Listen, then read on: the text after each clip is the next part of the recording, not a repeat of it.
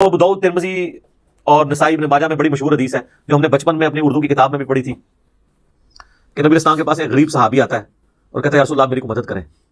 تو آپ صلی اللہ علیہ وسلم فرمایا تیرے پاس کوئی چیز ہے؟ تو اس نے کہا یا رسول اللہ ایک بچھونا ہے وہی ہم رات کے وقت اوپر لے لیتے ہیں، غربت کا سارا عالم دیکھیں، اور ایک میرے پاس صرف پیالہ ہے اور گھر میں اور کوئی چیز نہیں ہے، اور گھر بھی ہے نا سمجھیے گا وہ کوٹھی ہوگی، وہ تو جھونپڑیاں اور چھوٹے چھوٹے بڑی مشکل سے ایک فیملی بھی اس میں مشکل سے رہ سکتی تھی. آپ فرمایا وہ پیالہ لیا، پیالہ وہ لے کے آ گیا، لکڑی کا ہوگا وہ پیالہ. آپ فرمایا کون ایسے خریدے؟ تو ایک صحابی نے کہا کہ میں 1 درہم میں، حالانکہ اس کی قیمت 1 درہم تو نہیں تھی، حضور کا دل رکھنے کے لیے ایک چاندی کے سکے میں خریدتا ہوں. تو یہ حدیث آپ کو مشکات میں بھی پہلی جلد میں مل جائے گی زکات والے چیپٹر میں. آپ فرمایا نہیں کوئی زیادہ قیمت لگائے. ایک اور صحابی کھڑے رسول اللہ 2 درہم.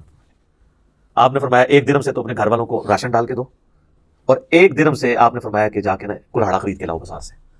کلاڑے کا بھی وہ یعنی وہ کاٹنے والا حصہ لوہار سے جا کے نا آپ نے اپنے مبارک ہاتھوں سے اس میں دستی فٹ کی، ٹھیک ہے، اور آپ علیہ السلام نے وہ کلاڑا اس کے حوالے کیا اور فرمایا کہ 15 دن تو نے مجھے اپنی شکل نہیں دکھانی، جا جنگل سے لکڑیاں کاٹ اور وہ بیچ کے تو اپنا گزارا کر. لو جی 15 دن بعد آیا تو اس کے پاس 10 درہم ہو چکے ہوئے تھے، اور اس نے گھر والوں کے لیے کپڑے بھی خریدے. پھر آپ علیہ السلام نے اسے کہا کہ یہ اس سے بہتر ہے کہ تو لوگوں سے مانگتا پھرے، تو خود محنت کر. تو نبی علیہ السلام نے امت کو یہ ترغیب دلائی ہے کہ انہوں نے یعنی محنت کے ذریعے معاملات کو آگے لے کے چلنا ہے. صحیح بخاری میں حدیث ہے نا کہ نبی علیہ السلام فرمایا کہ اللہ تعالیٰ کے نزدیک پسندیدہ شخص وہ ہے جو اپنے ہاتھ کی کمائی سے گزر بسر کرتا ہے.